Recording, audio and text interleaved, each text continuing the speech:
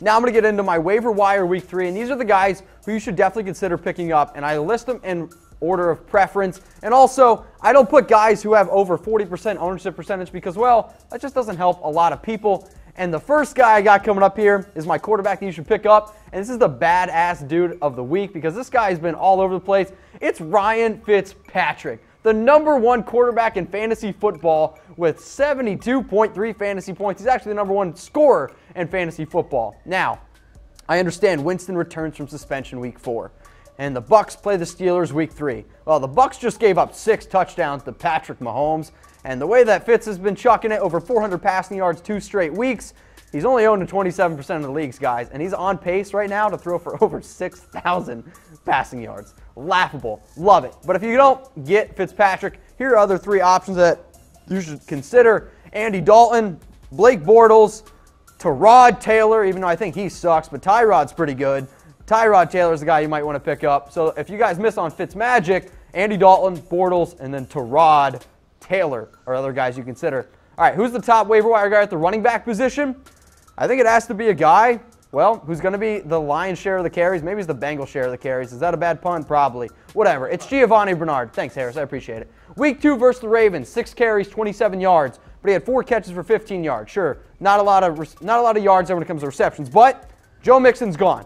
Joe Mixon is hurt. He's probably going to be out 2 to 4 weeks with a little bit of a knee injury, and that's going to open the door for a guy like Giovani Bernard, who's actually been pretty decent when he gets a decent amount of work. Playing against the Panthers in week 3, which is a tough matchup, which I think is the reason why they could rely on him to catch the ball a little bit more. Don't be surprised if Bernard gets 6 catches this week. All right, if you miss on Gio, here are some other running backs that you can consider. You can consider Nyheim Hines from the Colts. Didn't get a lot of work this week, but I don't really think the Colts are going to be beating many teams, so expect Hines to continue to get a lot of work like he did in week 1. Corey Clement with J.J. battling some injuries could be a decent option, and then Javorius, Buck, Allen, since Kenneth Dixon is out for the year, and well, Alex Collins has just looked #bad, if you ask me.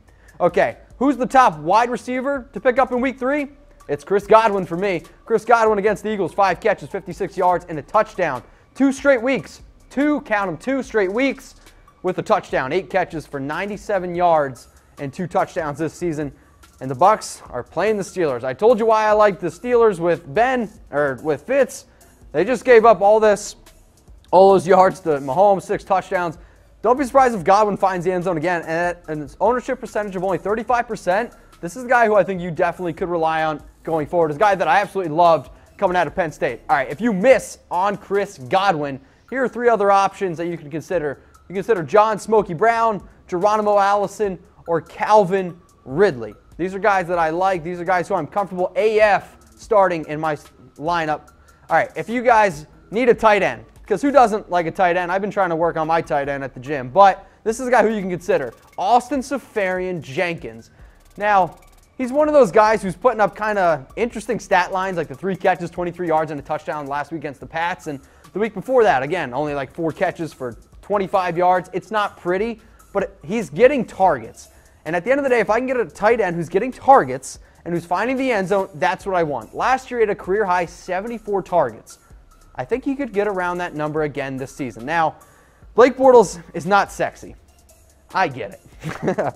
He's far from sexy, but he's still putting up a lot of fantasy points, and they absolutely just routed the Patriots. Sorry, Harris, but they absolutely just routed the Patriots. And Seferian-Jenkins is getting targets, and he's finding the end zone. They're playing the Titans this week.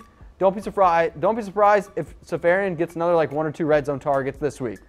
If you miss on him, you can look at Austin Hooper, Jesse James, not the porn star, but Jesse James, the tight end, and then Ricky Seals-Jones is another guy who I like. Hopefully Sam Bradford learns how to throw the ball farther than 5 yards because that's getting really, really frustrating for me. Now I got a nice little master debater for you guys, and I want to know, how old do you think I am? I always ask how old Tom is, and we all know Tom's over 30, but how old am I? I want to know how old you guys think I am. I'm going to take a sip while you guys type in the comments. Tom, I see you. I'm not 1 year old. I know what finger that is. How old do you guys think I am? Please type in below. Whoever gets it right, I'll give you a shout out next show. How about that?